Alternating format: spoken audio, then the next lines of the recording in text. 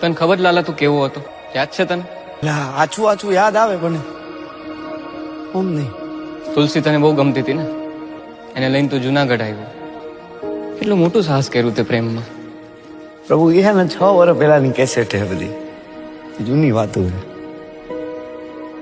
પછી તમારા જીવનમાં ખુશી આવી, પણ એ ખુશી તે વેડફી નાખી લાલા.